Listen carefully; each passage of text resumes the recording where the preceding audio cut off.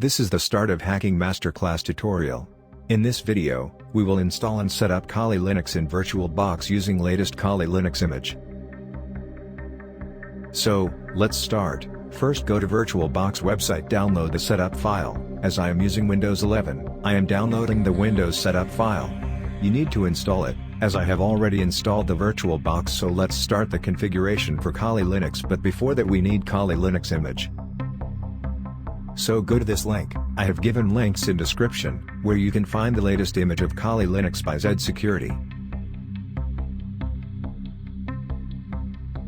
After downloading, create a new virtual machine, where you name it as Kali Linux and the operating system type as Linux and version is Debian 64-bit.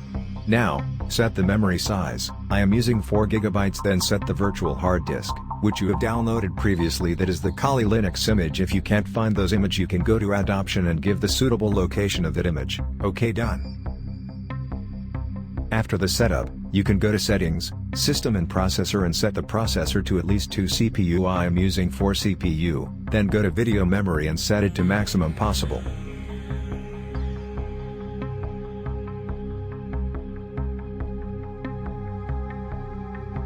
Now, go to Network section where you can set NAT network. After setting it up, you can start the machine. When you start for the first time, it may take some time to boot up. I am skipping the boot time. So after starting, you can give the name and password to log in the system, and you will get the privilege as root user.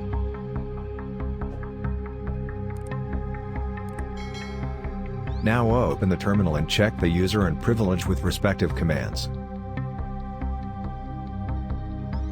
That's all.